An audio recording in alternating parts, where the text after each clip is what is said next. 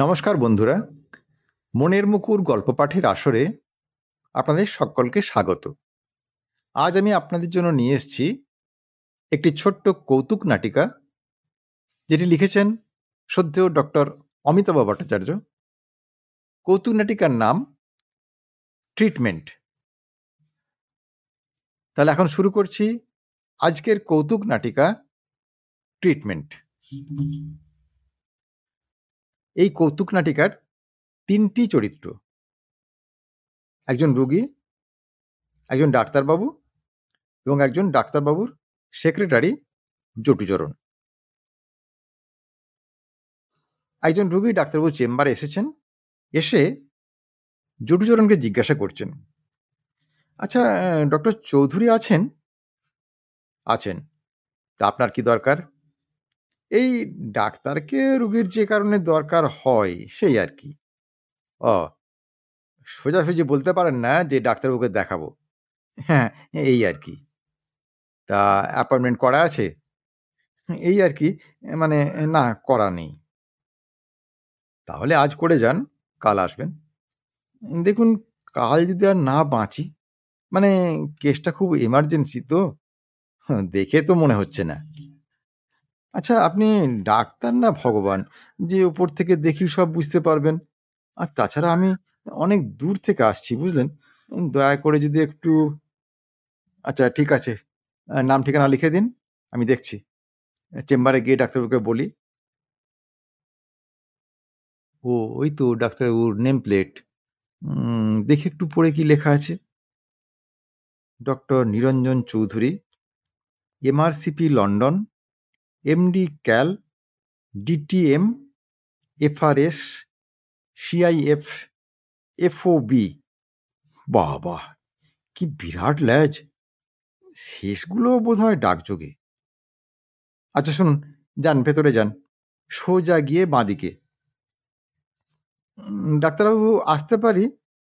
আসুন, ওই চেয়ারটায় বসুন। দেখুন, অ্যাপয়েন্টমেন্ট ছাড়া আমি রুগী দেখি না, তো আপনার কেসটা খুব এমার্জেন্সি তো, তাই আগে হ্যাঁ এই আর কি, ভীষণ এমার্জেন্সি, বুঝলেন? আচ্ছা বলুন তো আপনার কষ্ট কি, আই মিন প্রবলেমস। ডাক্তারবাবু, সে তো অসংখ্য, মনে রাখতে পারবো না বলে এই কাগজে লিখে নিয়ে এসেছি। কই দেখি। বাবা, হ্যাঁ, এই তো দেখছি আপনার দশকর্মা ভাণ্ডারের ফর্দ। আগে এই আর কি, মানে দেখবেন ডাক্তারবাবু, ওই এমার্জেন্সি প্রবলেমসগুলোর তলায় না আমি আন্ডারলাইন করে দিয়েছি। হুম, এ তো খুব কমপ্লিকেটেড কেস। যান, ওই টেবিলে চিতে শুয়ে পড়ুন। আরে মশাই, দেখে দেখে দেখে জানলার পাল্লা। হ্যাঁ, এবার শুয়ে পড়ুন। বাবা, হে কত কি পড়ে বসে আছেন মশাই! হ্যাঁ, করেছেন কি? পেটটা খালি করুন। হ্যাঁ, পাটা ভাঁজ করুন। আচ্ছা দেখবেন, আমি যেখানটায় টিপছি লাগলে বলবেন। লাগে? লাগে? হ্যাঁ, এই লিভারের কাজটায় যেন... দেখুন, লিভার কি স্টোমাক আমি জানি না। যেখানটায় টিপছি সেখানটায় লাগে কিনা বলবেন। এই আর কি, মানে একটু যেন লাগছে। যে কথায় কথায় শুধু এই আর কি, মুদ্রা দোষ, ব্যাড হ্যাবিট। আচ্ছা, জিভ বার করুন তো। হুম, ব্যা করুন। হুম, আচ্ছা, চশমা খুলুন দেখি, চোখ দেখি। ডাক্তারবাবু, চোখটা কিন্তু বেশ লাল হয়েছে, চুলকোয়, কড়কড় করে। ক্লোরোমাইসিটিন অ্যামিক্যাপ। দেখুন, ওসব আমার কাছে বলে কিছু লাভ নেই, চোখের ডাক্তার দেখান। দেখি দেখি, জামাটা তুলুন, নিঃশ্বাস, জোরে জোরে। হ্যাঁ, পেছন ফিরুন। হ্যাঁ, ঠিক আছে, এবার উঠে পড়ুন। সাবধান সাবধান, দেখে দেখে জানলার পাল্লা। যান, চেয়ারে গিয়ে বসুন। তা প্রেশারটা কেমন থাকে? আগে আর কি, মানে অ্যাবনর্মাল লো, বুঝলেন, 90/50। হুম, তা কি করে বুঝলেন যে অ্যাবনর্মাল? আপনি প্রেশারের কি বোঝেন? সাবনর্মাল বা নর্মালও তো হতে পারে। ওই নেপোলিয়ান, নেপোলিয়ানের কত প্রেশার ছিল জানেন? রোমেলের, আইজেনহাওয়ারের, চার্চিলের। আগে আর কি, না না, কোনো টিয়ে নয়, ওদের সকলেরই প্রেশার লো ছিল, আর ওটাই ছিল ওদের নর্মাল। দেখি হাতটা বাড়ান তো, প্রেশারটা মেপে দেখি। মাথা ঘোরে? হ্যাঁ, মাঝে, মাঝে বোঁ করে ঘুরে যায়। বোঁ করে কেন? বোঁ মানে কি? কথায়, কথায় শুধু প্রত্যয় লাগানো অভ্যেস। Bad habit.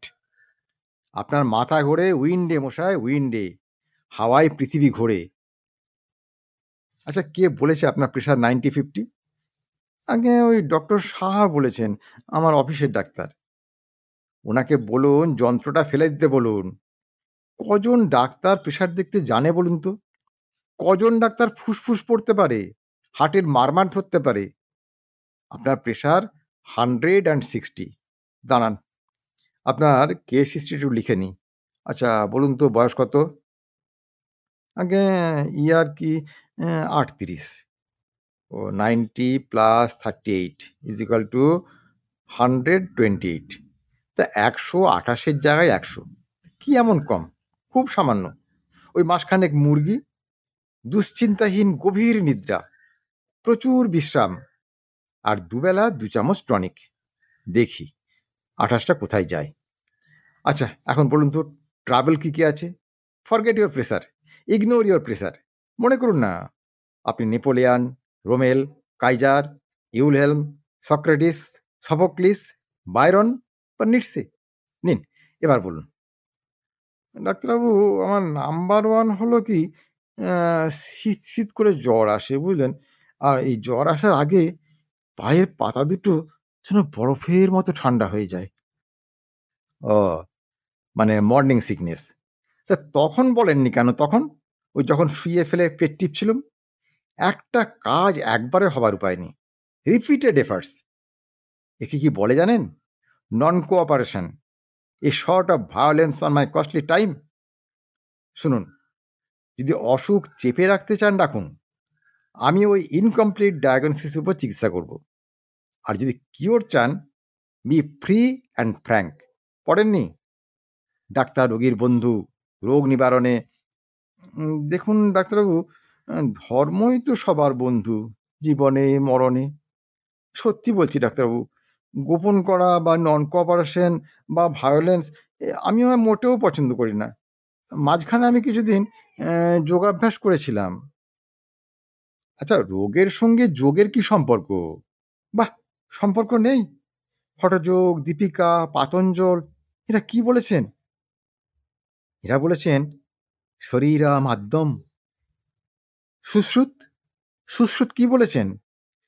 বিসর্গদান বিক্ষেইব সোম সূর্যা নীলো যথা ধারয়ন্তু জগদ্ধেজ্য কফোপিত্তা নীলস্তথা।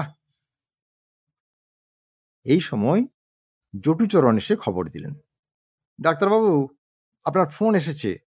ওহ, ব্যাড হ্যাবিট। আগে মানেই যখন তখন ফোন আসাটা bad habit. Wait a minute, আমি আসছি। হ্যাঁ, এইবার আমার কোটে বল। 32 টাকার ডাক্তারকে এবার আমার গোল দেবার পালা। না না, আমি ভয় পাই না। মোটা ডাক্তার, মোটা চুরুট, লম্বা পাইপ, বড় কর্তা রিভলভিং চেয়ার, থানার দারোগা, কোর্টের পেয়াদা, বাড়ির গৃহিণী, ইলেকট্রিক বিল, অফিস টাইমের বাস, বিয়ের চিঠি, শেষ মাসের আত্মীয়, বাজারের দরদাম, কোনো কিছুকেই আমি আর ভয় পাই না। সব কিছুর ক্যামোফ্লেজ আমি ধরে ফেলেছি। সব মানুষের মধ্যেই জ্ঞান আছে, অজ্ঞতা আছে, নীচতা আছে, উদারতাও আছে। ছাঁকনি ছাঁকা মানুষ হয় নাকি? হয় না।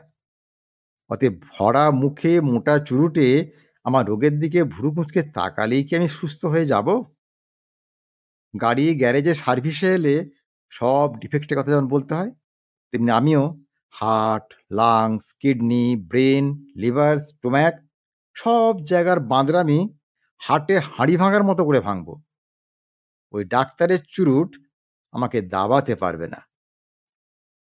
হ্যাঁ, আচ্ছা বলুন তো, তারপর কি যেন কথা হচ্ছিল আমাদের? ইয়ে আর কি, ওই যোগের সঙ্গে আমার যোগাযোগের কথাটা বলছিলাম। তারপর সেখান থেকে ওই সুশ্রুত অবধি গিয়েছিলাম। আচ্ছা থাক, আর এগোবেন না। আমার ভ্যালুয়েবল টাইম নষ্ট না করে আপনার ট্রিটমেন্টটা আপনি ওই সুশ্রুতকে দিয়ে শুরু করান। না ডাক্তারবাবু, আমি প্রথম তো শুরু করেছিলাম হ্যানিম্যান সাহেবকে দিয়ে। প্রথমে সালফারকে সিস্টেমটাকে নিউট্রাল করে নিই, নাক্স ভূমিকা ছেড়েছিল। মেথডটা বড্ড স্লো। ধৈর্য রইল না। তখন আমি সুইচ ওভার করলুম কবিরাজিতে। হ্যাঁ, হ্যাঁ, এবার আপনি দয়া করে সুইচ অফ করে কাজের কথায় আসুন। হ্যাঁ, বুঝতেই পেরেছি। অনেক ঘাটের জল খেয়েছেন। তা এনি মোর প্রবলেমস? আর কি মানে আমার কিডনিটা নন কোঅপারেশন করছিল। গেলাম ডক্টর ঘোষালের কাছে। কোন ঘোষাল? ওই খালতারে Ghoshal? KD Ghoshal? Doctor shark? ধরলে ছাড়ে না সেই ঘোষাল? আগে হ্যাঁ, ডক্টর শার্ক নয়, কচ্ছপ। মেঘ না ডাকলে কামড় ছাড়ে না। সেই ঘোষাল চোখ কান বুজিয়ে এক গাদা ডক্সিসাইক্লিন খাইয়ে দিলেন। এক ধাক্কায় 96 rupees. No joke. Result? Drug reaction. হ্যাঁ, হবেই তো, হবেই তো। খুব কম রুগী মেরেছে। হ্যাঁ, নিজেকে মনে করে যেন ডাক্তার গুডিফ। তবে আর কি, আপনাদের শাস্ত্রে বলে না, শতমারি ভবেদ বৈদ্য, সহস্রমারি চিকিৎসক। ডক্টর ঘোষাল তাহলে এতদিনে চিকিৎসক হতে পেরেছেন। আচ্ছা, ডক্টর ঘোষালের ডায়াগনোসিসটা একবার শুনি। হ্যাঁ, ডক্টর ঘোষাল বললেন কি যে ৩ টে কারণ থাকতে পারে। ১ স্টোন, ২ ক্যান্সার আর ৩ নম্বর টিবি। Bad habit. এই অন্ধকারের ঢিলছোঁড়া। এরা ডাক্তার নয় বুঝলেন, এরা মার্ডারার। আমাদের প্রফেশনের কলঙ্ক। হ্যাঁ, আপনি কন্টিনিউ করুন। হ্যাঁ, ডাক্তারবাবু, ভীষণ দুর্বলতা। বসতে পেলেই শুতে চাই। ওজনটা ঝরঝর করে কমছে। আর বেলা ৩টের পর থেকে চোখ জ্বালা, জ্বর, মাথা ধরা, শীত, হাই ওঠা, অ্যালার্জি। মাঝরাতে ব্রিথিং ট্রাবল। জিয়াডিয়াটা তো ছিলই, আবার তার সঙ্গে অ্যামিবাসিস যোগ হয়েছে। অম্বল, লিভারের ব্যথা, স্নায়বিক দুর্বলতা। হাত পা অবশ হয়ে আসে, কাঁপে। অকালে চুলে পাক ধরেছে। মেলাঙ্কোলিয়া। পা ঝুলিয়ে বসলে চেটো দুটো বিকেলের দিকে গোদা গোদা হয়ে ওঠে। এক সাইজ বড় জুতোও কিনেছি। সকালে বাড়তি শুকতলা দিতে পারি, আর বিকেলে শুকতলা দুটোকে পকেটে পুরে রাখি। তো ডাক্তারবাবু, আপনি আমার কমপ্লেনগুলো নোট করছেন তো?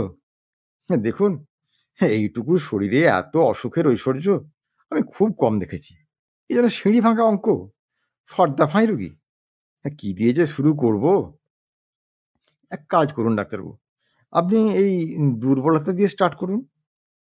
রোজ রিক্সার মিনি বাসে আমাকে দেউলে করে দেবার জোগাড় করেছে। এক পা হাঁটলেই হার্ট।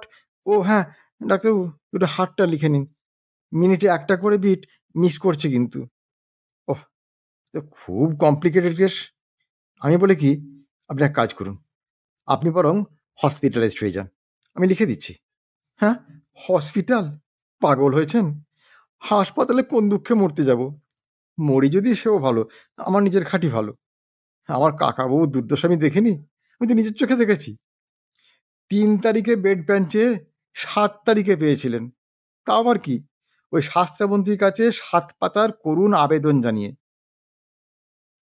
৩ বার তো ডেথ লিস্টে নাম উঠেছিল। একবার আমরা মর্গ থেকে উদ্ধার করে এনে গরম চাটুতে সেঁকে তবে প্রাণ বাঁচিয়েছিলুম। আর সেই হাসপাতালে আপনি আমাকে পাঠাতে চাইছেন? ও আমার নিঠুর দরদি! সবই তো বুঝলাম।